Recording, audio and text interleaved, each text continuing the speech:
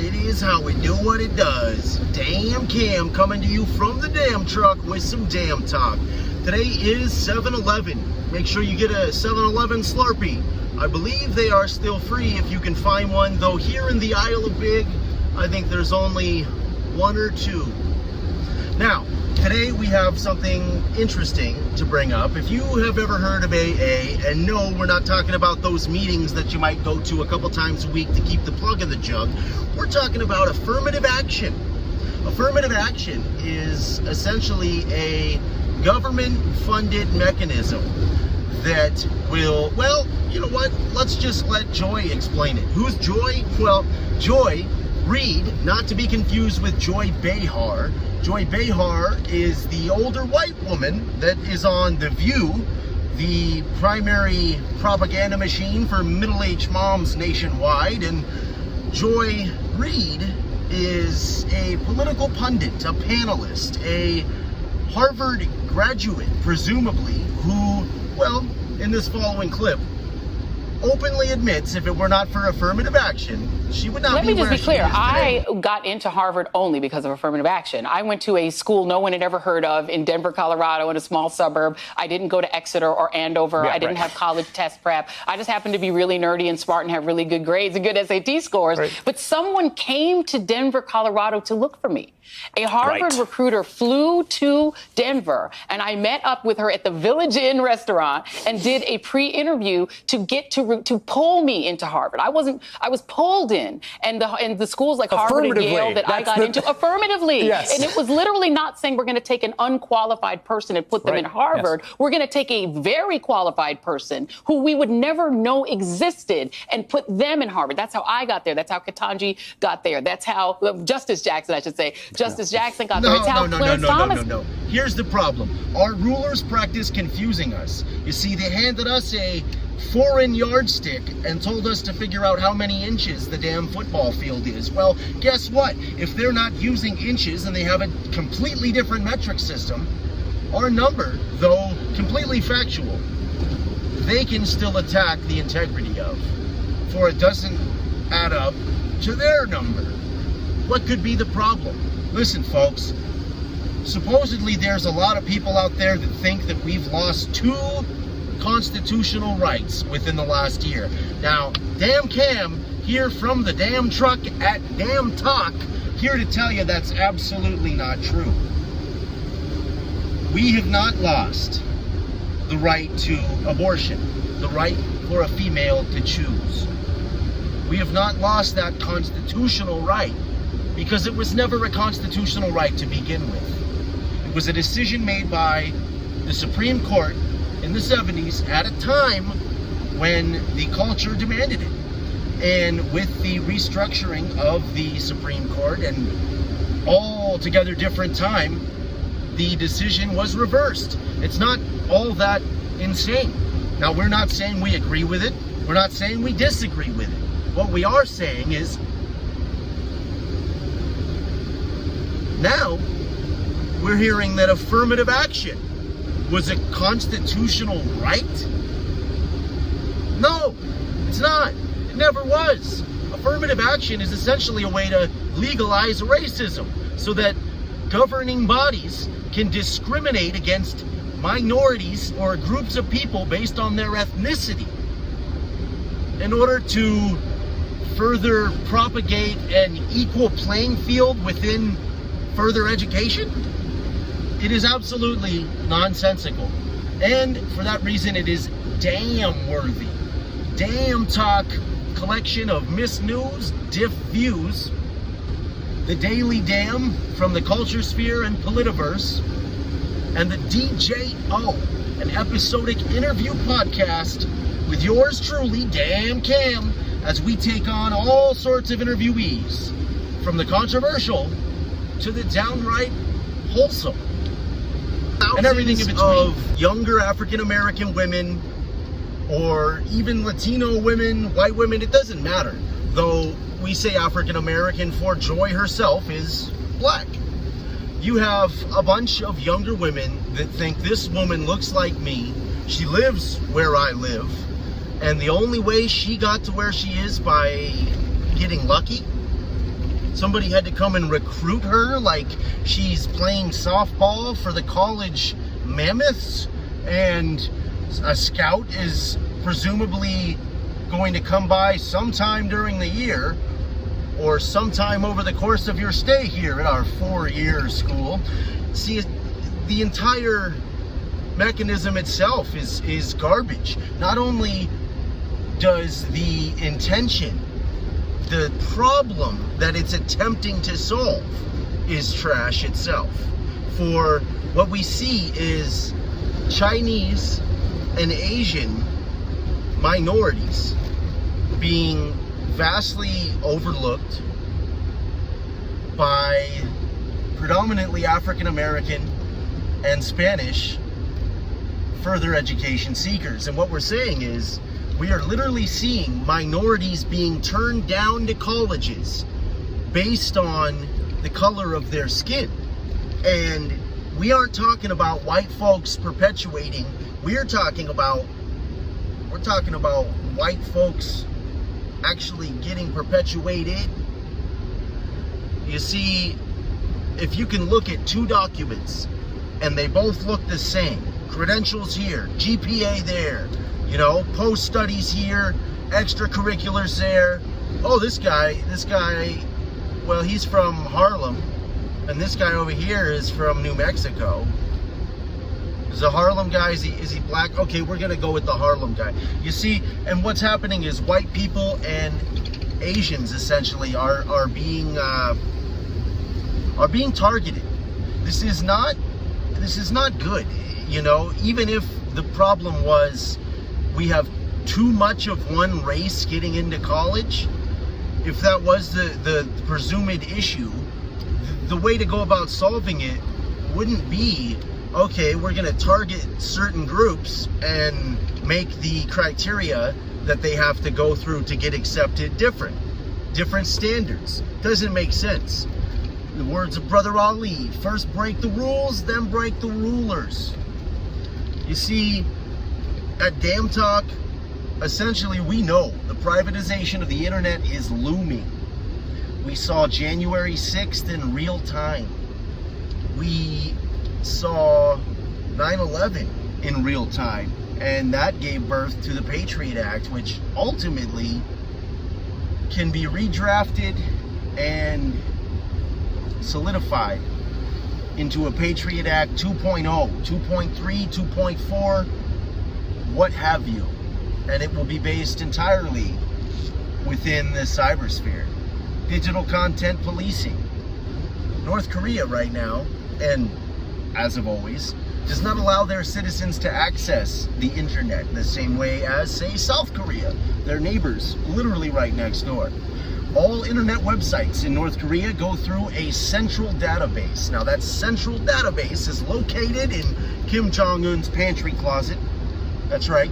He's got a fairly large pantry. You know, it's a good-sized dude. And within that pantry closet is all the information of all the websites that they are allowed to go onto.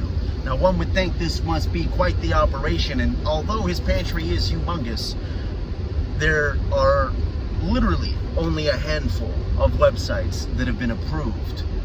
We could probably fit them all on a 10 gig thumb drive. The issue is when domestic terrorism becomes such a threat as to compromise national security, the same way that, say, WMDs did back in 2001 when we were just 9 years old, the same way that blowjob did in the Oval Office when we were just a baby. Mr. Clinton, you know, shout out Monica Lewinsky. How famous do you have to be that you just have to blow someone and suddenly you're famous? Like, that's a famous person right there. That's Dave Chappelle. All right, we're getting a little scattered, so we're going to leave it there. Ultimately, affirmative action bad, equal opportunity good. We'll keep it coming with critical race theory, or CRT. with diversity, equity, and inclusion, or DEI groups that have been popping up like radishes in the summer over campuses and corporations. We saw last week affirmative action, again, taking away important constitutional rights that have been in place for a long time. Let's not forget this, the president was, when he was a senator, he was the chair of the Judiciary Committee. He is an expert on this. He understands how this works. A lot of these, unprecedented decisions that this SCOTUS has made, they have been held up in the past by Republicans, by Democrats, right? And so there's so much changes that have happened in the past year, and it is unheard of. It is. That's right. Discrimination against people based on the color of their skin or their ethnicity used to be grounds for expulsion, so to speak. Now, well, it's sort of just propagated by political pundits and propagandists alike, the same way that lying has become somewhat of a cultural norm, when we literally had multiple presidencies that glorified the sport. What happened to the truth? Well, the truth is elusive, like a mist or a fog rolling in on the Isle of Big from another damn-worthy night. Something that is not there to stay, something that is fleeting, something that can be manifested, talked about, poked, prodded, potentially even plucked, picked. However, a portion of that will always remain elusive. That is because those who are in the elite class, those who are making the rules, practice confusing us. So much so that they will literally twist things, act basswords, to the point that we will question not only what is true, but we will question what hasn't happened yet. Subliminal messaging? No, that's pre-K content. MK Ultra? No, that's more like trade school. What we mean is suggestive advertising. Somewhat like a narcissist using their mirroring tool belt to capture an unsuspecting victim, getting them to fall in love with themselves simply by putting up a mirror to the person. And what do we do as the willing partner to this narcissistic governing machine? Well, we look in that mirror and see if there's anything in our teeth. Because we've gotten so damn used to it, we think the reflection is the truth. We think that the mirror is reality, when really the mirror is getting information at an angle, and that light, that information, that energy is hitting that surface and getting refracted to the point that those holding the mirror can adjust it to any such angle to get us to think that the dangle is actually at a different angle. And what we're trying to say, without actually making a whole lot of sense, unfortunately, is we noticed mainstream, main vein curriculums, like this is an education, this whole thing, life is a school, and the curriculum, the main curriculum coming out on cable news has not been very factual. In other words, apparently this year alone, we've lost 2 constitutional rights. How can that be? How can we lose constitutional rights? Well, I'll tell you. One, COVID. When COVID happened, yes, shout out to the damn jams. I am in the damn jams. Damn cam is damn comfy. As I was for most of 2020. Like the rest of the nation and potentially world, when we were all locked down and putting Fauci ouchies into ourselves, wearing 2 masks in our car. During that time, we became a father. And we also went through the court system and found out we no longer had a right to a speedy trial. Somehow our speedy trial right was lost in the pandemic. Now, what that did was it opened the door for any such occurrence to warrant restricting our constitutional rights, something that are inalienable. They are not rights that have been bestowed to us by the government, okay? These are rights that are God-given, and the government protects them. Now, the Founding Fathers knew this. The way the Constitution is written, they knew that they would not be able to foresee everything. However, they did a damn of a job, because they were able to include clauses that have reshaped the present goings-ons today.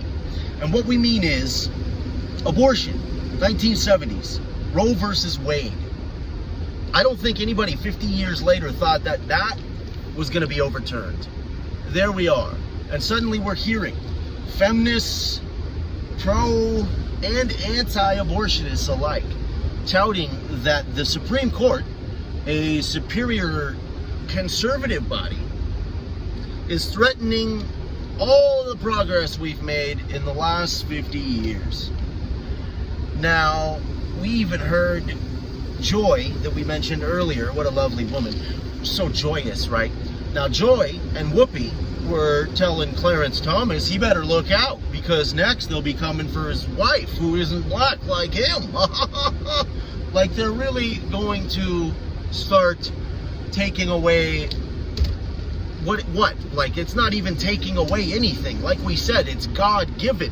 We are equal. It's not about who's black and who's white and who's Chinese, fire spitter. It don't matter. That's not what it's about. Now, it might matter about who's male, who's female, who's trans. Sure, that might matter. Simply for one's molecular structure literally depends on their biological nature.